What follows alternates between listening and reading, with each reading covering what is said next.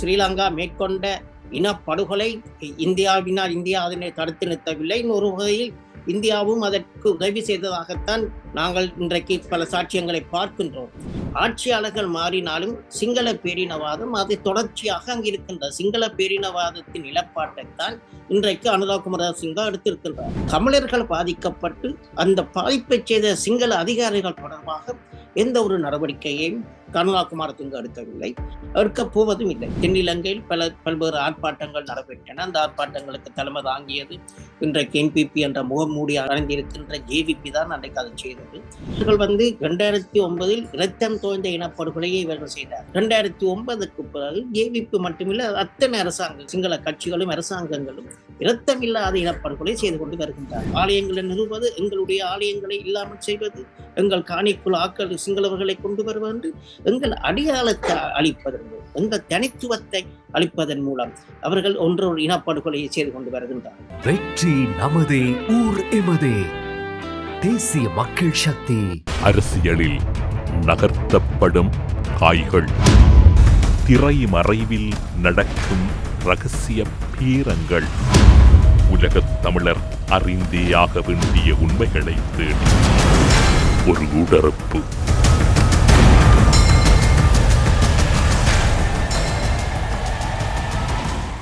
நாடு கடந்த தமிழீழ அரசாங்கத்தினுடைய பிரதமர் விஸ்வநாதன் ருத்ரகுமார் அவர்களை இன்றைய ஊடறுப்பு நிகழ்ச்சியோடு இணைத்திருக்கின்றோம். ஊடறுப்பு நிகழ்ச்சியின் சார்பில் உங்களை வரவேற்பதில் மகிழ்ச்சி. வணக்கம். வணக்கம். இப்போது பாகிஸ்தான் இந்தியா இடையில் போர் பதட்டம் ஒன்று ஏற்பட்டிருக்கின்றது. காஷ்மீர் பகுதியில் தீவிரவாதிகள் அங்கு பயணம் மேற்கொண்டிருந்த மக்கள் மீது நடத்திய தாக்குதலின் எதிரொலியாக இரண்டு நாடுகளுக்கிடையிலும் வளமைக்கு மாறான வகையில் ஒரு போர் பதட்டம் நிலவிக் கொண்டிருக்கின்றது.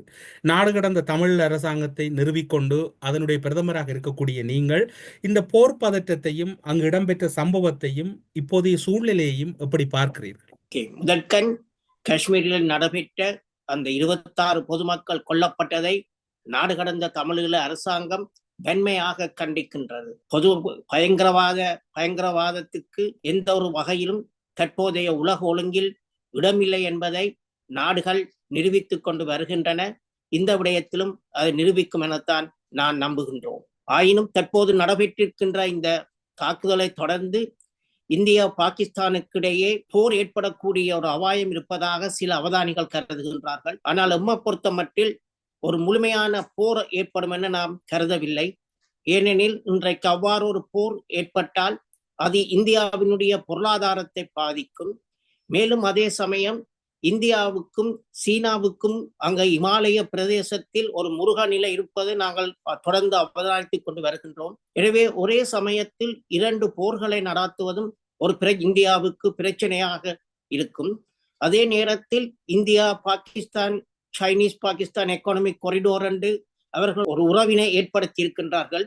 எனவே இந்தியாவினால் மேற்கொள்ளப்படும் போர் அதனை பாதிக்கும். அந்த இடத்தில் தாக்குதல் நடைபெற்றால் தவறுதலாக அது சீனாவையும் அங்கு இழுத்துவிடும். எனவே இவ்வாறான நிலைமைகளை நோக்கும் பொழுது இந்தியா ஒரு முழுமையான போருக்கு செல்லும் என நாம் கருதவில்லை. இந்தியா ஒரு சர்ஜிக்கல் ஆபரேஷனைத்தான், ஒரு கொமாண்டோ ஆபரேஷனைத்தான் நாங்கள் நடத்தும் என நாங்கள் நினைக்கின்றோம். மேலும் இவ்வாறான ஒரு போர் உருவானால் அது இலங்கையின் இறைமைக்கும் ஆபத்தை, மேலும் இலங்கையின் இறைமை மேலும் இந்தியாவின் ஆதிக்கத்துக்கு மேலும் உள்ளாகும். ஏனென்றில் கடல் தொடர்பாகவும் வான் தொடர்பாகவும் இந்தியாவினுடைய அணு மின்சக்தி நிலையங்கள் யாவும் தமிழ்நாட்டிலே இருக்கின்றன. எனவே தென்னிந்தியாவில் உள்ள வான்பரப்பிலும் இந்தியாவினுடைய ஆதிக்கம் கூடும். அதே மாதிரி நீர்கொழும்பு பக்கத்தில் இருக்கின்ற அரபிக் கடற்பிரதேசத்திலும் இந்தியாவினுடைய ஆதிக்கம் கூடும். எனவே இவையாற்றம் பார்க்கும் பொழுது இலங்கை நிலைமை மேலும் இலங்கை இழந்து போகக்கூடிய ஒரு சூழ்நிலை உருவாகும். குறிப்பாக நாங்கள் பொறுத்திருந்தான் பார்க்க வேண்டும். என்றாலும் ஒரு முழுமையான போர் ஏற்படும் என நாங்கள் நாடு கடந்த தமிழக அரசாங்கம் கருதவில்லை. அவ்வாறு எல்லோருடைய பார்வையும் எல்லோருடைய எதிர்பார்ப்பும் அவ்வாறான ஒரு அனர்த்தம் நிகழ்ந்துவிடக் கூடாது, பாதிக்கப்பட்ட மக்களுக்கு தீர்வு கிடைக்க வேண்டும், தீவிரவாத தாக்குதல் அல்லது தீவிரவாத தன்மையோடு இருக்கவர்கள் மீது தண்டனைகள் வழங்கப்பட வேண்டும் என்கின்ற போது இப்போது நீங்கள் குறிப்பிட்ட ஒரு முக்கியமான பங்கு, ஒருவேளை அதனையும் கடந்து இந்த யுத்தம் ஒரு களமுனையில் வெடிக்கின்ற ஒரு சூழ்நிலை இருக்குமாக இருந்தால் எவ்வாறான ஒரு நெருக்கடி நிலை ஏற்படும்? நெருக்கடி நிலைமை பொருளாதார ரீதியில் மிக ஒரு பெரிய தாக்குதலை அது இந்தியாவுக்கு ஏற்படுத்தும். அதை தொடர்ந்து அருகில் உள்ள நாடுகளுக்கும் ஒரு பொருளாதார தாக்குதலை அது ஏற்படுத்தும். மேலும் சீனாவினுடைய நிலப்பாடு என்னவென்பதை நாம் பொறுத்திருந்துதான் பார்க்க வேண்டும். நான் ஆரம்பத்தில் கூறியது போல் சீனா இதில் தலையிட்டால் அது மிகவும் ஒரு மும்முனை போராக மாறும். அது அங்க பிராந்தியத்தின் அமைதிக்கு மிகுந்த பங்கத்தை ஏற்படுத்தும். எனவே அவ்வாறான நிலைமை வரும் என்பது பற்றி நாங்கள் முதலில் கூறுபடி நான் நினைக்கவில்லை. மேலும் தற்சமயம் அமெரிக்காவுடைய நிலைமை இன்னும் தெளிவாக இல்லை. அமெரிக்கா தாங்கள் இதனை கண்டிக்கின்றோம் என்று கூறியிருக்கின்றார்கள். மேலும் இருதரப்பினரும் மேக்சிமம் ரெஸ்ட்ரைன் செய்ய வேண்டும் என்று அமெரிக்கா கூறியிருக்கின்றது. இன்றைக்கு அமெரிக்கா பல்வேறு மற்ற பிரச்சனைகளில் ஈடுபட்டு இருப்பதால் இதற்கு எந்த அளவுக்கு முக்கியத்துவம் அமெரிக்கா கொடுக்கும் என தற்சமயம் கூற முடியாமல் இருக்கின்றது. ஆனால் கார்கிலில் அமெரிக்கா தலையிட்ட மாதிரி அவ்வாறான ஒரு முழுமையான போர் ஏற்படும் பொழுது அமெரிக்காவும் அதில் தலையிட்டு அதனை முடிவுக்கு கொண்டு வருவதற்கான சாத்தியங்கள் இருப்பதாகத்தான் நாம் கருதுகின்றோம். அந்த காலங்களில் பாகிஸ்தான் இந்தியா இடையில் இவ்வாறான போர் பதட்டம் ஏற்பட்ட போது இந்தியா என்ன நிலைப்பாட்டை எடுத்திருந்தது? இலங்கை விடயத்தில் எவ்வாறான நிலைப்பாடுகள் இருந்தது? அந்த காலப்பகுதியில் தமிழர் பகுதிகளினுடைய சூழ்நிலை என்னவாக இருந்தது? அந்த காலத்தில் நடந்த 2009 ஸ்ரீலங்கா மேற்கொண்ட இனப்படுகொலை இந்தியாவினால் இந்தியா அதனை தடுத்து நிறுத்தவில்லை. இன்னொரு வகையில் இந்தியாவும் அதற்கு உதவி செய்ததாகத்தான் நாங்கள் இன்றைக்கு பல சாட்சியங்களை பார்க்கின்றோம். எனவே 2009 எங்களுக்கு நடந்த இனப்படுகொலையின் பொழுது எந்த ஒரு நாடும், இன்றைக்கு 100,000க்கும் மேற்பட்ட பொதுமக்கள் கொல்லப்பட்ட பொழுது எந்த ஒரு நாடும் அவர்கள் அதில் தார்மீக ரீதியாகவோ சட்ட ரீதியாகவோ அதில் தலையிடவில்லை. இன்றைக்கு இன அழிப்பு சட்டத்தை நாங்கள் எடுத்து நோக்குவோமானால் இன அழிப்பு சட்டத்தை ஜெனோசைட் கன்வென்ஷனில் கூறப்பட்டிருக்கின்றது. அதில் கையொப்பமிட்ட அத்தனை நாடுகளுக்கும் எந்த ஒரு நாட்டிலும் இனப்படுகொலை நடக்கும் பொழுது அதனை தடுத்து நிறுத்த வேண்டிய ஒரு சட்ட கடமைப்பாடு இருக்கின்றது. ஆனால் எந்த ஒரு நாடும் அன்று முன்வந்து அந்த இன அழிப்பை நிறுத்துவதற்கான எந்த ஒரு நடவடிக்கையும் எடுக்கவில்லை. என்றாலும் நாங்கள் இன்றும் தொடர்ச்சியாக நடந்த இனப்படுகொலைக்கு நீதி கோரிக்கொண்டு நிற்கின்றோம். இந்த நீதியின் மூலம் எதிர்காலத்தில் இவ்வாறான ஒரு இனப்படுகொலை தடுக்க வராமல் இருப்பதற்கான அரசியல் தீர்வையும் அதனை நோக்கி இதன் மூலமாக நாங்கள் கொண்டு செல்லலாம் என நாம் கருதுகின்றோம். நீங்கள் இப்போது இனப்படுகொலை தொடர்பில் குறிப்பிட்டீர்கள். இனப்படுகொலை தொடர்பில் குறிப்பிடுகின்ற போது ஐக்கிய நாடுகள் சபையின் மனித உரிமைகள் சபையில் இலங்கை தொடர்பான ஒரு முக்கியமான வருடமாக முக்கியமான தீர்மானங்கள் மிக்க காலமாக இந்த வருடம் கணிக்கப்படுகின்றது. ஆனால் இலங்கையிலே வரலாற்றில் முதல் முறையாக கம்யூனிச சித்தாந்தமுடைய ஒருவர் போராட்ட பின்னணிகளை கொண்ட ஒரு தரப்பினர் ஆட்சி அமைத்திருக்கின்றார்கள். கடந்த அவர்கள் ஆட்சி அமைத்த போது ஐக்கிய நாடுகள் மனித உரிமைகள் சபைக்கு அவர்கள் வழங்கிய அந்த நிலைப்பாடுகள் அல்லது அவர்கள் வழங்கிய அந்த பதிலானது எல்லோர் மத்தியிலும் அதிருப்தியான ஒரு விடயமாக பார்க்கப்பட்டது. நீங்கள் அவர்களுடைய அணுகுமுறை அல்லது அவர்களுடைய கருத்துக்கள் பல விடயங்கள் தொடர்பில் பேச வேண்டி இருக்கின்றது, பல உண்மைகள் உடைக்க வேண்டி இருக்கின்றது. முதலில் இதற்கு உங்களுடைய நிலைப்பாடு என்ன? இதில் நாங்கள் பெரிதாக இதை பார்த்து இதனை விட்டு ஆச்சரியப்படவில்லை. ஆட்சியாளர்கள் மாறினாலும் சிங்கள பேரினவாதம் அது தொடர்ச்சியாக அங்கு இருக்கின்றது. சிங்கள பேரினவாதத்தின் நிலப்பாட்டைத்தான் இன்றைக்கு அனுராக் குமாரசிங்க எடுத்திருக்கின்றார். கொத்தபயா ராஜபக்ச தேர்தலில் 2015 ஒரு இலங்கை அரசாங்கம் நல்லாட்சி என்ற மாயமானை உலகுக்கு காட்டி அதில் தாங்கள் ஹைபிரிட் 2 கலப்பு பொறிமுறை ஒன்றை செய்வோம் என்று அங்கு வாக்குறுதியை ஐக்கிய நாடு சபையில் கொடுத்து அது கொடுத்த ஒரு மாதத்துக்குள்ளேயே அந்த வெளியார் அங்க இலங்கை ஆட்சியாளர்கள் தாங்கள் அவ்வாறு கொடுக்கவில்லை, அதில் நாங்கள் செய்ய மாட்டோம் என்று கூறி அவர்கள் 5 ஆண்டுகள் அதை பற்றி ஒன்றுமே செய்யவும் இல்லை. அதில் இழுத்தடித்து வந்தார். பின்னர் கொத்தபயா பதவிக்கு வந்தவுடன் அவர் அதனை வெளிப்படையாகவே, அதாவது ஐக்கிய நாடுகள் மனித உரிமை பேரவையின் தீர்மானத்தை நாங்கள் ஏற்றுக்கொள்ள மாட்டோம், நாங்கள் அதில் முதலில் கூறிய அந்த ஹைபிரிட் மெக்கானிசத்திலிருந்து நாங்கள் ஒத்துக்கொண்டிலிருந்து நாங்கள் வெளியேறுகின்றோம் என்று வெளிப்படையாகவே அதை கூறினார். இன்றைக்கு அனுராக் குமாரசிங்கம் அதைத்தான் இன்றைக்கு கூறியிருக்கிறார். கொத்தபயா சொன்ன அதே குற்றத்தான் இன்றைக்கு அனுராக் குமாரசிங்கம் இந்த முறை மனித உரிமை பேரவையில் கூறியிருக்கின்றார். எனவே சிங்கள பேரினவாதத்தின் நிலப்பாடு ஒருபொழுதும் மாறாது. இன்றைக்கு அனுராக் குமாரசிங்கம் சில நடவடிக்கைகளை, பிள்ளையான் போன்ற சில நடவடிக்கைகள் எடுத்திருப்பதாக காட்டுகின்றார்கள். ஆனால் இதில் நீங்கள் ஒன்றை கவனிக்க வேண்டியது, தமிழர்கள் பாதிக்கப்பட்டு அந்த பாதிப்பை செய்த சிங்கள அதிகாரிகள் தொடர்பாக எந்த ஒரு நடவடிக்கையையும் அனுராக் குமாரசிங்கம் எடுக்கவில்லை, எடுக்கப் போவதும் இல்லை. எனவே நீங்கள் கூறியபடி இந்த வருடம் ஒரு மிக முக்கியமான வருடம் ஐக்கிய நாடுகள் மனித உரிமை பேரவையில். எம்மை பொறுத்தமட்டில் இந்த முறை இதனை நாங்கள் ICC இன்டர்நேஷனல் கிரிமினல் கோர்ட்டுக்கு கொண்டு செல்வதற்கான வாய்ப்பு அதிகமாக இருப்பதான் கருதுகின்றோம். அதுக்கான காரணங்கள், இன்றைக்கு பல்வேறு நாடுகள், UK-யில் 4 கொமாண்டர்ஸுக்கு எதிராக தடை உத்தரவு, அமெரிக்காவில் முதலில் சர்வாந்தர் சில்வாக்கு எதிராக தடை உத்தரவு, கனடாவில் கொத்தபயா சகோதரர்களுக்கும் வேறு 2 கமாண்டருக்குமான தடை உத்தரவு. இவ்வாறு 9 பேருக்கு கிட்ட தடை உத்தரவு இலங்கையில் உள்ள அதிகாரிகளுக்கு எதிராக போடப்பட்ட பொழுதும் இன்றைக்கு அந்த 9 பேரும் இலங்கையில் அவர்கள் உல்லாசமாக இருக்கின்றார்கள். அவர்களுக்கு எதிராக எந்த ஒரு நடவடிக்கையை இலங்கை அரசு ஏற்றுக்கொள்ள செய்யவில்லை. அவ்வாறு இருக்கும் பொழுது மீண்டும் ஒரு உள்நாட்டு பொறுமுறை டொமஸ்டிக் மெக்கானிசம் என்று கூறுவது அது உண்மையிலே நாங்கள் அது ஒரு கேலிக்குரிய விடயமாகத்தான் இருக்கும். எனவே இந்த அடிப்படையிலே இந்த தடைகள் போட்ட இந்த அடிப்படையிலே அங்கு உள்நாட்டு பொறிமுறைக்கு வாய்ப்பில்லை, சர்வதேச நீதிமுறை மூலம்தான் தமிழர்களுக்கு நீதி வழங்க என்ற வாதத்தை அங்கு நாங்கள் வைப்பதற்கு மிகவும் இந்த தற்போதைய காலம் பொருத்தமானது என்றுதான் நாம் கருதுகின்றோம். அவருடைய இன்னொரு விடயத்தை கூறுகின்ற இன்றைக்கு சர்வதேச ரீதியில் தமிழின படுகொலை அங்கீகரிக்கப்பட்டு வருகின்றது. ஆனால் ஸ்ரீலங்காவில் இனப்படுகொலை என்ற குற்றம் ஸ்ரீலங்காவின் குற்றவியல் கோவையில் இல்லை. 2015ஆம் ஆண்டு அல்ஹுசேன் அந்த நேரத்து மனித உரிமை ஆணையாளர் ஸ்ரீலங்காவை கூறியிருந்தவர், நீங்கள் உங்களுடைய குற்றவியல் சட்டத்தில் இனப்படுகொலையையும் ஒரு குற்றமாக கொண்டு வாருங்கள். ஆனால் இன்று வரை ஸ்ரீலங்கா கொண்டு வரவில்லை, கொண்டு வரப்போவதும் இல்லை. எனவே இன்றைக்கு நாங்கள் உள்நாட்டு பொறிமுறை என்று பேச வழிகிட்டோம் என்றால் இனப்படுகொலைக்கு அங்கு எந்த விதமான நீதியும் கிடைக்கப் போவதில்லை.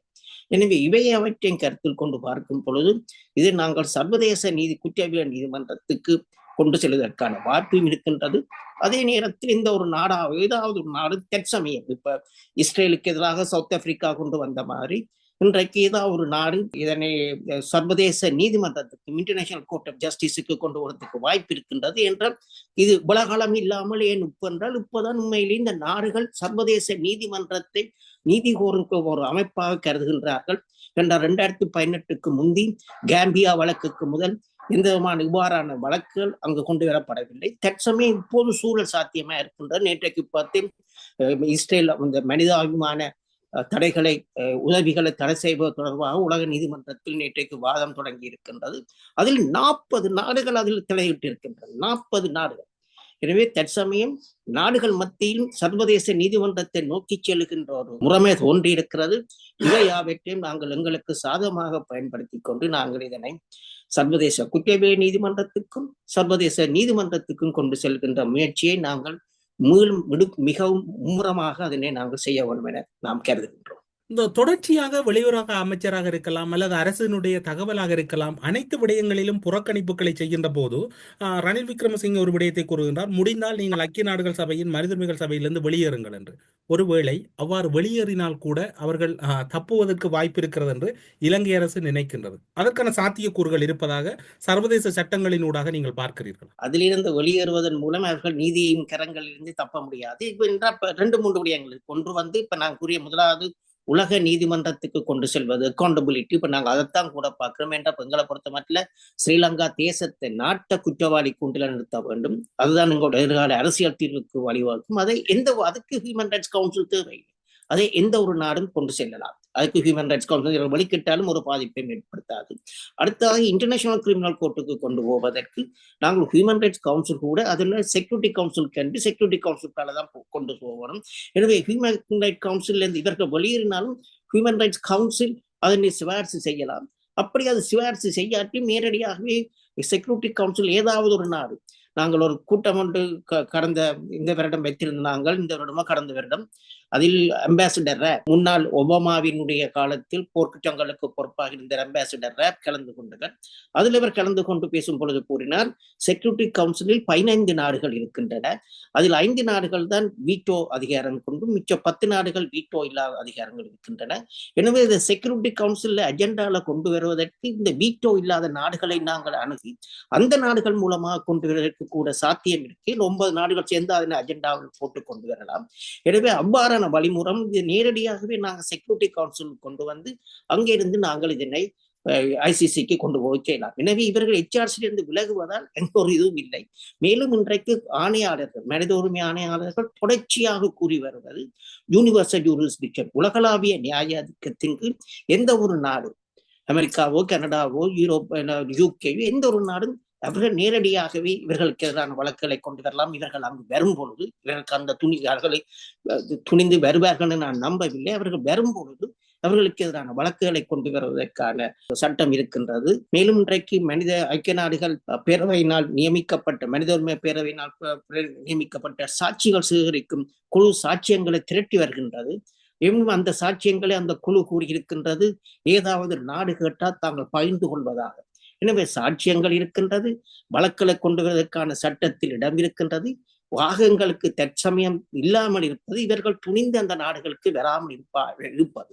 இவர்கள் துணிந்து ஏதாவது ஒரு நாடுகளுக்கு வந்தார்கள் என்றால் நிச்சயம் சட்டத்தின் கரங்களில் அகப்படுவார்கள் என்பதில் எந்த விதமான மாற்று கருத்தும் இல்லை. எனவே HRC விலகுவது அறியாமல் ஒரு சின்ன பிள்ளைத்தனமான விஷயம். அதை அவர்களை சட்டத்தின் கரங்களில் இருந்து தப்பறத்துக்கு அது வழிவகுக்காது. ஆமா, நீங்கள் விடுதலை புலிகளின் பேச்சுவார்த்தை காலப்பகுதியில் பேச்சுவார்த்தையின் மேசையிலே பங்கெடுத்த ஒரு முக்கிய பிரமுகர்களுள் 5 நீங்களும் ஒருவராக இருந்திருக்கின்றீர்கள்.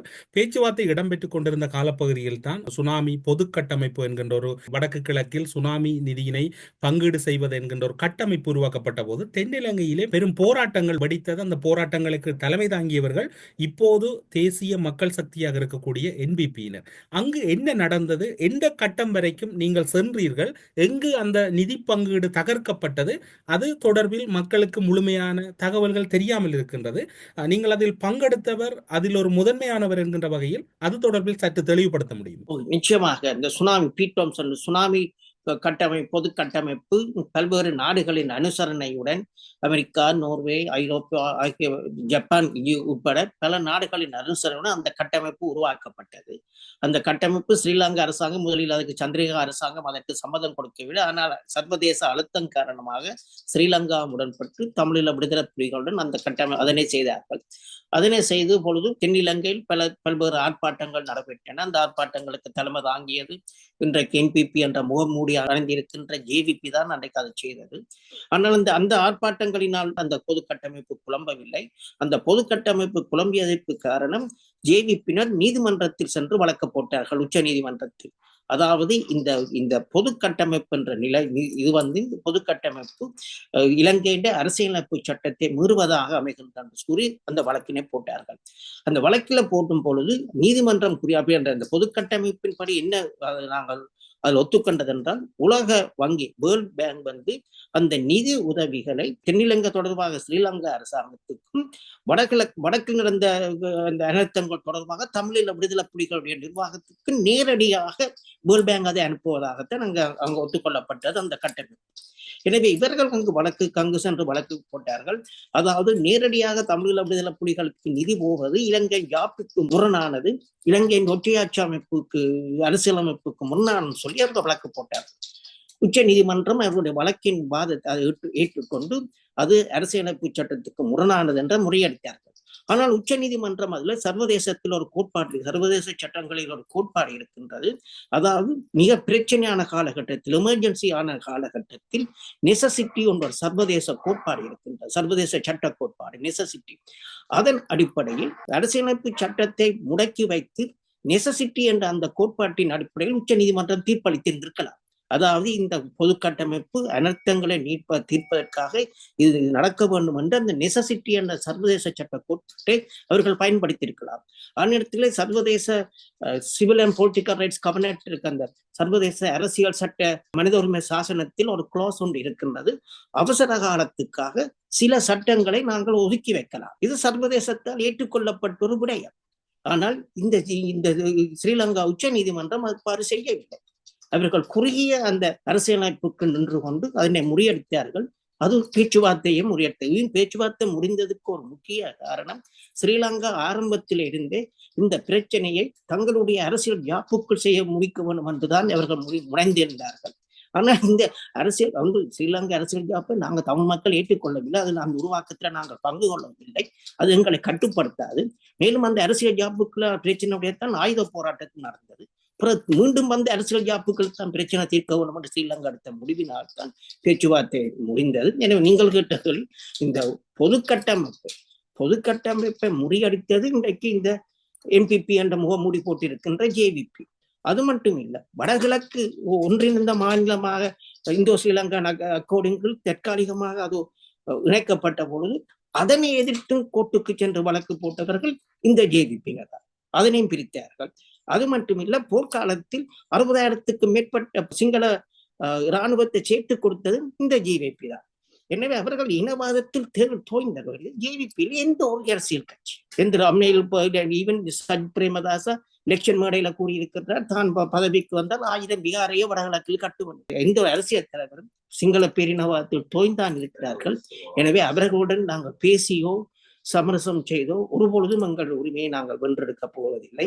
நாங்கள் சுதந்திர தமிழீழம் ஒன்றுதான் தமிழ் மக்களை நிம்மதியாகவும் கௌரவமாகவும் பாதுகாப்பாகவும் வாழ வழி செய்யும். அதற்கான காலப்பகுதி அனுரகுமார திசாநாயக்கவின் ஆட்சி காலமாக இருக்கலாம் என்று நீங்கள் கருதுகிறீர்களா? நீண்ட நாட்களாக ஓடிக்கொண்டிருக்கக்கூடிய ஒருவர், புலம்பெயர்ந்த தேசத்திலே நிழல் அரசு, நாடு கடந்த தமிழில நிழல் அரசை நிறுவிக் கொண்டிருக்கக்கூடிய ஒருவர், உங்களுடைய அனுபவத்தில் இப்போது இருக்கக்கூடிய அரசு எல்லாவற்றுக்கும் எதிர் மனப்பான்மையோடும் எதிர் நிலைப்பாடுமோடும் இருக்கின்றது. குறிப்பாக அமைச்சரவையில் ஏன் தமிழர்களுக்கு பங்கு கொடுக்கவில்லை, முஸ்லிம்களுக்கு பங்கு கொடுக்கவில்லை என்றால், அதாவது அனைவரும் இலங்கையர் என்று சிந்திப்போம் என்கின்றது. அனைவரும் இலங்கையர், எல்லா விடயங்களிலும் இலங்கையர் என்று சிந்தித்தால் அவர்களுடைய அங்கு இருக்கக்கூடிய இனத்தினுடைய தனித்துவங்கள், அவர்களுக்கான பண்பாடுகள், வரலாறுகள் உங்களுக்கு ஞாபகம் இருக்கும். விடுதலை புலிகள் அமைப்பு பேச்சுவார்த்தைக்கு செல்வதற்கு முன்னர் இலங்கையிலே இருந்த தமிழ் சமூகத்தோடு தொடர்புபட்ட இலங்கை தொழிலாளர் காங்கிரஸாக இருக்கலாம், ஸ்ரீலங்கா முஸ்லிம் காங்கிரஸாக இருக்கலாம், அனைவரோடும் பேசி ஒரு சமரச முயற்சியில் ஈடுபட்டு அவர்களுக்குரிய அங்கீகாரத்தை வழங்கினார்கள். அப்படியான ஒரு போராட்ட பின்னணியோடு வந்த இவர்கள் அதனை மறைக்க முற்படுவதன் பின்னணி என்ன? இவர்கள் 2009 இரத்தம் தோய்ந்த இனப்படுகொலையை இவர்கள் செய்தார்கள். 2009க்கு பிறகு ஜேவிபி மட்டுமில்ல, அத்தனை அரசாங்கம், சிங்கள கட்சிகளும் அரசாங்கங்களும் இரத்தமில்லாத இனப்படுகொலை செய்து கொண்டு வருகின்றார்கள். எத்னிக் கிளீன்சிங், உங்கள் அடையாளத்தை அழிப்பதன் மூலம் எங்களுடைய பிரதேசத்தில் தங்களுடைய ஆலயங்களை நிறுவது, எங்களுடைய ஆலயங்களை இல்லாமல் செய்வது, எங்கள் காணிக்குள் ஆக்கள் சிங்களவர்களை கொண்டு வருவது, எங்கள் அடையாளத்தை அழிப்பதன் மூலம், எங்கள் தனித்துவத்தை அளிப்பதன் மூலம் அவர்கள் ஒன்றொரு இனப்படுகொலையை செய்து கொண்டு வருகின்றார்கள்.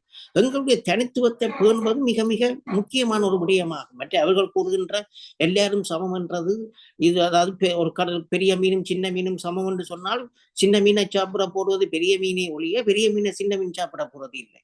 எனவே அந்த வகையில் இவர்கள் எல்லாரும் ஒன்றென்று கூறுவதன் மூலம் எங்களுடைய அடையாளத்தை அளிக்க பார்க்கின்றார்கள். இது ஆரம்ப காலத்திலிருந்து சர்வதேச சட்டத்தால் நிராகரிக்கப்பட்டது. 1919ஆம் ஆண்டு ஆலண்ட் ஐலண்ட் என்ற ஒரு தீவு பின்லாந்திலிருந்து பிரிந்து ஸ்வீடனுடன் இணைவதற்காக முயற்சித்தார்கள். அந்த நேரத்தில் லீக் ஆஃப் நேஷன் ஒரு கமிஷனை போட்டார்கள். கூட்டி எந்த மாதிரி இந்த பிரச்சனை தீர்க்கலாம். அதுல 4 விடயங்களை சொன்னார்கள்.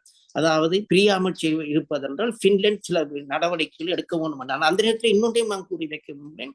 அந்த நேரத்துல இன்றைக்கு அனுராக் குமாரதுங்க கதைக்கிற மாதிரி அந்த நேரத்துல அந்த ஆலண்ட் ஐலண்ட்ல பின்லாந்து மொழியும் பேசப்பட்டது, ஸ்வீடிஷ் மொழியும் பேசப்பட்டது. அந்த பள்ளிக்கூடங்கள்ல ஸ்வீடிஷ் ஆட்கள் இருந்தார்கள். ஸ்வீடிஷ் பாஷையில் கொண்டு வரப்பட்டது. அங்கு இராணுவம் ஸ்வீடன் இருந்துதான் எடுக்கப்பட்டார்கள். எனவே அத்தனை உரிமைகள் அப்படி இருந்த பொழுது அந்த கமிஷன் ஆஃப் இன்குவரி என்ன சொல்லி சொன்னால், அவர்கள் பின்லாந்து ஆலந்து மக்கள் தங்கள் தனித்துவத்தை பாதுகாப்பது மிக மிக முக்கியம். அந்த தனித்துவத்தை இழப்பார்கள் என்றால் அவர்கள் பிரிந்து செல்லலாம். அப்ப தனித்துவத்தை பாதுகாப்பதற்கு அவர்கள் போட்ட சில நிபந்தனைகள், அங்க அந்த ஆலண்டில் இருக்கின்ற எந்த ஒரு காணியும் ஒரு வெளியால் இன்னொரு ஆளுக்கு விற்க முதலில் அதே அவர் அந்த ஆலண்ட் ஐலண்ட்ல உள்ள ஆட்களுக்கு தான் விற்க வேணும்.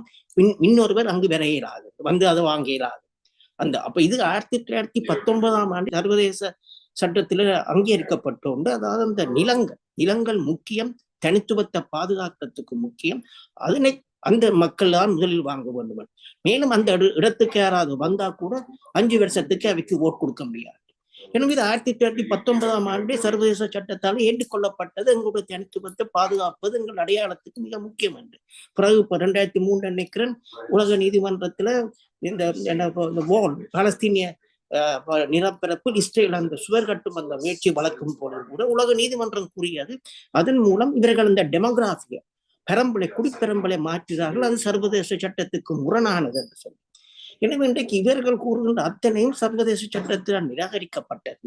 இவர்கள் ஊழலை ஒழிக்கின்றோம், எல்லாம் சமம் என்று போலியான வார்த்தைகளை பேசி அப்படி பேசுவதன் மூலம் எங்கள் மக்களை ஏமாற்றலாம் என நினைக்கின்றார்கள். என்ன பொறுத்த மட்டும் எங்களுடைய மக்கள் அரசியலில் மிகவும். ஆனால் நீங்கள் கூறுகின்ற கருத்து சற்று இங்கு முரண்படுகிறது அல்லவா? கடந்த நாடாளுமன்ற தேர்தலில் பார்த்தீர்கள் என்றால் வழமைக்கு மாறாக வடமாகாணம் தேசிய மக்கள் சக்திக்கு ஒரு அங்கீகாரம் கொடுத்திருக்கின்றது.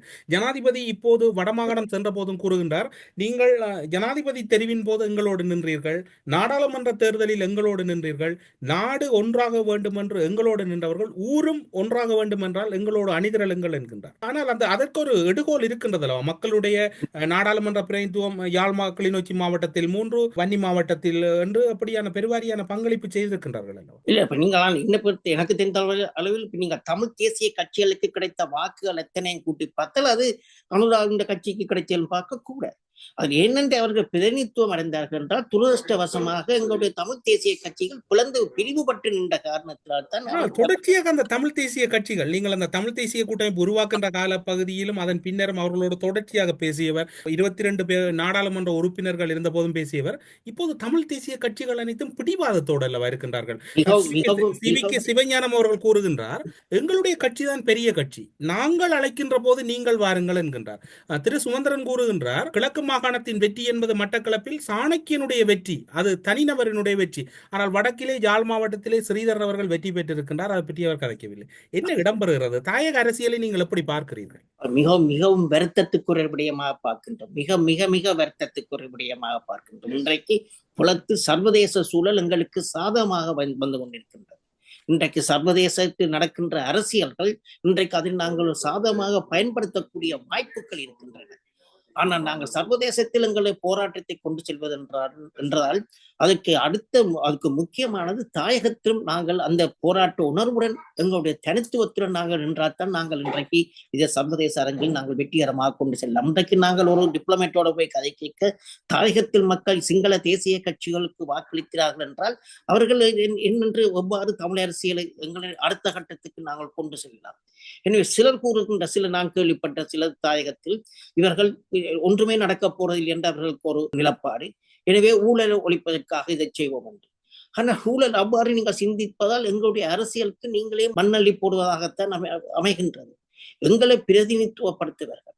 தமிழர்களை சிங்கள தேசிய கட்சிகள் ஒருபொழுதும் பிரதிநிதித்துவப்படுத்த இயலாது. அப்படி பிரதிநிதித்துவப்படுத்துகின்ற இவர்கள் தமிழர்கள் ஒரு தேசிய இனம், தமிழர்களுக்கு ஒரு தாயகம் உண்டு, தமிழர்களுக்கு சுயநிர்ணய உரிமை என்று இவற்றை அங்கீகரித்தால் நீங்கள் வேண்டும் என்றால் அந்த தேசிய கட்சிகளுடன் கைக்கலாம். ஆனால் அவற்றை மறுதளிப்பதே ஒரு இனவாதம். தமிழர்களுக்கு என்ற தனி அடையாளம் இல்லை, நாங்கள் யாரும் சிங்களவர் ஸ்ரீலங்கர் என்று கூறுவது எங்களுடைய அடையாளத்தை அளிக்குது. இது எங்களுடைய அடையாளத்தை அளிக்க இரத்தமில்லாத இனப்படுகொலை செய்கின்றது. எனவே கட்சிகள் ஒற்றுமைப்பட தாமதிப்பதை நீங்கள் எப்படி பார்க்கிறீர்கள்? மிகவும் வருத்தத்துடன் பாவிக்கிறீர்கள்.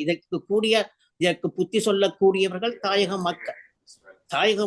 இன்றைக்கு நாங்கள் ஒரு அறிக்கையும் பெற்றிருக்கோம். அல்லது கஜேந்திரகுமார் உருவாக்கி அந்த கூட்டமைப்பு எங்களை பொறுத்த மட்டும் நாங்கள் எதிர்பார்க்கின்ற கூட்டமைப்பு தேர்தலை தாண்டி வருகின்ற ஒரு கூட்டமைப்பா இருக்கும். தேர்தலுக்கு அப்பால் ஒரு பேரவையை நாங்கள் அமைக்க வேண்டும். ஆனால் இதை ஒரு அத்தியாரமாக பாவித்து நாங்கள் எல்லாரும் ஒன்றாக கூடி இந்த நேரத்தில் இதை பற்றி நான் என்னத்தை சொல்ல முடியும்? கஜேந்திரகுமார் அவர்கள் அந்த கூட்டமைப்பு உருவாக்குவது அல்லது அனைத்து கட்சிகளும் ஒன்று சேர வேண்டும் என்கின்ற போது அவர் ஒரு கருத்தை கூறினார். யாராவது தலைவராக இருந்து விட்டு போங்கள், நானும் அதனோடு சேர்ந்து பயணிக்க தயாராக இருக்கின்றேன், நான் இந்த முயற்சியை முன்னெடுக்கின்றேன் என்று.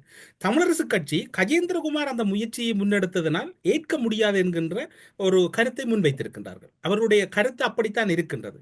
நீங்கள் இப்படி கூறுகின்றீர்கள். அவர்களோடு இணைந்தவர்கள் எல்லாம் ஒருவர் இருவர் உள்ளவர்களே ஒழிய அது கட்சி அல்ல என்று சுமந்திரன் கூறுகின்றார். என்ன இடம்பெறும்? இதுக்கு நான் நெடுக கூட கருத்தை சொல்ல விரும்பவில்லை. இது மிகவும் எங்களுக்கு இந்த சாபக்கேடா என்றுதான் நான் பார்க்கின்றேன். தமிழர்களுக்கு ஏற்பட்ட சாபக்கேடா. நாங்கள் இந்த நேரத்திலும் பிரிந்து கொண்டு நிற்பது எங்களுக்கான சாபக்கேடா. இதை தாயக மக்கள் இதற்கு தகுந்த பாடம் போட்டுவார்கள் நான் நம்புகின்றேன். இப்போது இருக்கக்கூடிய சூழ்நிலையில் கத்தோலிக்க திருச்சபையினுடைய தலைவர் என்று எல்லோராலும் கொண்டாடப்பட்ட திருத்தந்தை பிரான்சிஸ் அவர்கள் மரணித்திருக்கின்றார். வத்திக்கானிலே ஒரு பெரும் சோகமாகவும் உலக கிறிஸ்தவர்கள் மத்தியில் பெரும் சோகத்தை ஏற்படுத்தியிருக்கக்கூடிய சம்பவம். உங்களுக்கும் வத்திக்கானில் இருக்கக்கூடியது ஒரு தனி ராட்சியம் என்றுதான் கூறுகின்றார்கள். அதற்கும் இடையிலான தொடர்பு, அவருடைய மரணம் தொடர்பில் உங்களுடைய பார்வை என்னவாக இருக்கு? போப் பிரான்சிஸ் பல்வேறு புதிய கருத்துக்களை விதைத்தவர், பல்வேறு புதிய கருத்துக்களை வைத்தவர்.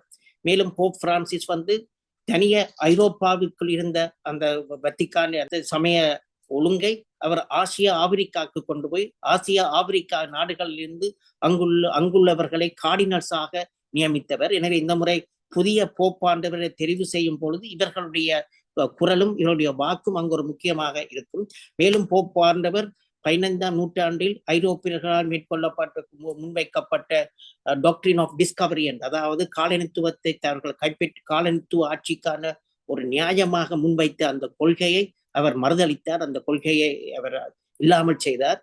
மேலும் கனடாவுக்கு சென்ற பொழுது இண்டிஜினஸ் பீப்புள் மக்களுக்கு அங்கு இழைக்கப்பட்ட அநீதிக்காக மன்னிப்பு கோரினார். முக்கியமாக ஒன்று, ருவாண்டா ஜெனோசைட் நடந்த பொழுது அங்குள்ள அந்த வத்திக்கானும் மற்ற சர்ச்சுகளும் மௌனமாக இருந்ததையும் கூட அவர் கண்டித்திருந்தார். என பல முக்கியமான முன்னேற்றம். இங்கு ஒரு வருத்தம் இருக்கின்றது. எங்கள் பக்கம் அவர் திரும்பி பார்க்கவில்லை. எங்களுக்கும் அதாவது யாழ் மாவட்டத்தில் செயின்ட் பீட்டர்ஸ் தேவாலயம் தாக்குதலுக்குள்ளானது. அதே போன்று பல அருட்தந்தையர்கள், அருட்சகோதரிகள், துறவரத்தவர்கள் காணாமலாக்கப்பட்டிருக்கிறார்கள். மடு திருத்தலம் தாக்குதலுக்குள்ளானது. ஆனால் ஈழத்தமிழர்கள் மட்டும் இந்த விடயத்தில் கண்டுகொள்ளவில்லை. காசாவை பார்த்தால், ருவாண்டாவை பார்த்தால், உலக ஒடுக்குமுறைக்காக குரல் கொடுத்தவர் வத்திக்கானுடைய கதவுகள் ஏன் ஈழத்தமிழர்களுக்காக திறக்கவில்லை என்கின்ற ஒரு ஆதங்கம் ஈழத்தமிழர்கள் மத்தியில் இருக்கின்றது. அது தொடர்பில் உங்களுடைய பார்வை, பதிவு என்ன? தனியோ வத்திக்கான் மட்டுமில்லை, இன்றைக்கு எங்களுக்கு நடந்த பிரச்சனை தொடர்பாக பல்வேறு அரச சர்வதேச அமைப்புகளுடைய கதவுகளும் திறக்கப்படவில்லை. சர்வதேச அமைப்புகளுடைய கதவு திறக்கப்படவில்லை என்பது மட்டுமல்ல, குறிப்பாக வத்திக்கானின் பிரதிநிதியாக முன்னாள் ஆயர் ராயப்பு யோசேப்பாண்டகை தினம் அவர் குரல் எழுப்பிக் கொண்டு அங்கு பாதுகாத்துக் கொண்டு அந்த மக்களோடு நின்றார். அவரை கூட கண்டுகொள்ளாமை என்பது இந்த கத்தோலிக்க திருச்சபை தமிழ் மறை மாவட்டங்கள் அல்லது தமிழ் அருட்தந்தையர்களை சிங்களவர்களை மீறி ஏனைய அரசுகளை போன்று தங்களுடைய கைகளுக்குள் அல்லது அவர்களுக்கு குரல் கொடுப்பதை கூட தவிர்க்கின்றது. சர்வதேச வத்திக்கான் கூட அரசியலுக்கு அப்பாற்பட்டு என்று நாம் கருத முடியாது. உதாரணத்துக்கு தனி எங்களோட பிரச்சனை மட்டுமில்லை, சீனாவை எடுத்து பார்த்தால் கூட சீனாவில் கார்டினல்ஸ்களை சீன அரசாங்கம் நியமித்த கார்டினல்களைத்தான் வத்திக்கான் அங்கீகரித்தது. எனவே இது எல்லா இடமும் இந்த பிரச்சனை இருக்கின்றது. இது இதில் என்னத்தை எங்களுக்கு காட்டுதென்றால், நாங்கள் செல்ல வேண்டிய பாதை கனதூரம் இருக்கிறது. பாதை கனதூரம் இருக்கிற கூறுதலும் பார்க்க நாங்கள் செய்ய வேண்டிய வேலைகள் கனதூரம் இருக்கின்ற பல இருக்கின்றன. இந்த கதவுகளை திறக்க வேண்டும்.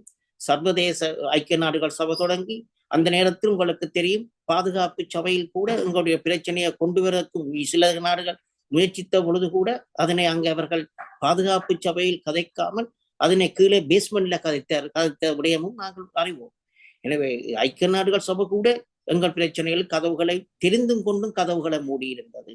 பல நாடுகளும் 30 மேற்பட்ட நாடுகள் ஸ்ரீலங்காவுக்கு ஆயுதங்களை கொடுத்தது. எனவே இது நாங்கள் எங்களுடைய போராட்டம் இலகுவான ஒரு போராட்டம் அல்ல. நாங்கள் தொடர்ச்சியாக, ஆனால் இன்றைக்கும் அந்த போராட்டத்தை நாங்கள் உயிர்ப்புடன் வைத்திருக்கின்றோம். இன்றைக்கு புலத்தில் அந்த போராட்டம் உயிர்ப்புடன் இருக்கு. இன்றைக்கு எந்த ஒரு அரசியல் நாடு தலைவருக்கும் இன்றைக்கு தமிழ் டயஸ்பொராவினை பற்றி தெரியும், தமிழ் டயஸ்பொராவுடைய பொலிட்டிக்கல் ஆஸ்பிரேஷன்ஸ் என்னென்று தெரியும். எனவே நாங்கள் அதை தொடர்ச்சியாக பேணி எங்களுடைய இலக்கை நோக்கி நாங்கள் விடாமுயற்சியிடம் தொடர்பு செய்வோம். அதற்கு தாயக மக்களும் எங்களுடன் கரங்கோத்து செல்ல வேண்டும் என்பது மிக முக்கியமான ஒரு விடயமா. உள்ளூராட்சி தேர்தல் தொடர்பில் உங்களுடைய பதிவு என்னவாக இருக்கின்றது? அந்த விடயத்தை சித்தாந்த ரீதியாக ஏற்காது விட்டாலும் நடைபெறப் போகின்ற உள்ளூராட்சி சபை தேர்தலை நீங்கள் எப்படி பார்க்கிறீர்கள்? நீங்க சொன்ன மாதிரி ஒன்று இந்த தேர்தல் நடக்கிறது ஸ்ரீலங்கா ஜாப்புக்கு இல்லை. எம்மை பொறுத்தமட்டில் ஸ்ரீலங்காவின் 72வது ஆண்டு ஜாப்பும் சரி, 78ஆம் ஆண்டு ஜாப்பும் சரி, தமிழ் மக்களால் ஏற்றுக்கொள்ளப்படாத ஒரு ஜாப்பு, தமிழ் மக்கள் மீது திணிக்கப்பட்ட ஒரு ஜாப்பு. எனவே அந்த ஜாப்பின் கீழ் நடைபெறுகின்ற தேர்தலை நாங்கள் அங்கீகரிக்கவில்லை. ஆரம்ப காலத்திலிருந்து எங்களுடைய நிலப்பாடு அதுதான். ஆனால் அந்த தேர்தல்களை நாங்கள் ஒரு கருவிகளாக, தமிழீழத்தை அடைவதற்கான ஒரு கருவிகளாக நாங்கள் பாவிக்க வேண்டும். மேலும் இன்றைக்கு உலகத்தில் இந்த தேர்தல்கள் எவ்வாறு பார்க்கப்படுகின்றன, இந்த தேர்தல்கள் தான் மக்களை பிரதிநிதித்துவப்படுத்துவதற்கு யார் என்பதை அளந்து கொள்ளும் ஒரு கருவியாக இந்த தேர்தல்கள் பார்க்கப்படுகின்றன. எனவே இந்த தேர்தல்களை நாங்கள் உத்தி சார்ந்த முறையில் நாங்கள் கையாள வேண்டும். இன்றைக்கு பல்வேறு தமிழ் தேசிய கட்சிகளும் அவ்வாறுதான் கையாளும் நான் கருதுகின்றேன். எனவே இந்த வேளையில் நாங்கள் நிச்சயமாக நான் ஆரம்பத்தில் திரும்ப கூறியது போல எங்களுடைய அடிப்படை நிலப்பாட்டு தமிழ் தேசிய இனம், தாயகம், ஹோம்லேண்ட், ட்ரெடிஷனல் ஹோம்லேண்ட், மற்ற சுயநிர்ணய உரிமை, இவற்றை ஏற்றுக்கொள்கின்ற தமிழ் தேசிய கட்சிகள் தான் தமிழ் மக்களை பிரதிநிதித்துவப்படுத்துவதாக இருக்க வேண்டும். அவ்வாறு இருந்தால் தான் நாங்கள் இதனை கொண்டு செல்லலாம். மேலும் நான் திரும்ப கூற விரும்பவில்லை, நாங்கள் பீட்டோமை பற்றி கழிச்சோம், டிமேஜரை பற்றி கழிச்சோம், ஜேவிபின்ற பங்கு என்னென்னலாம் கழிச்சிருக்கிறோம்.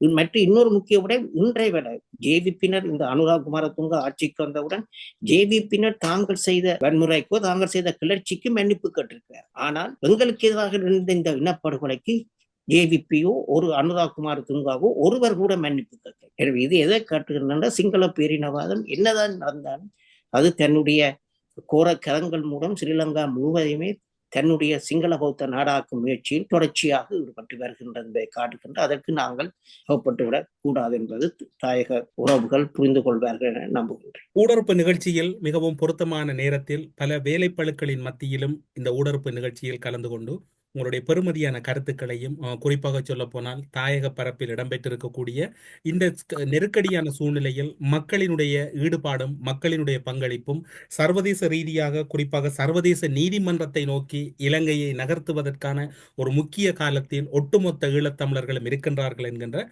பல கருத்துக்களை ஊடறுப்பு நிகழ்ச்சியின் வாயிலாக கலந்து கொண்டு சிறப்பித்தமைக்காக சிறப்பு நன்றிகளோடு உங்களிடம் விடைபெற்றுக் கொள்கிறோம். நன்றி, வணக்கம். வாய்ப்பு தந்தமைக்கு நன்றி. தமிழரசு அரசியலில் நகர்த்தப்படும் காய்கள், திரைமறைவில் நடக்கும் இரகசிய பீரங்கள், உலகத் தமிழர் அறிந்தேயாக வேண்டிய உண்மைகளை தேடி ஒரு ஊடறுப்பு.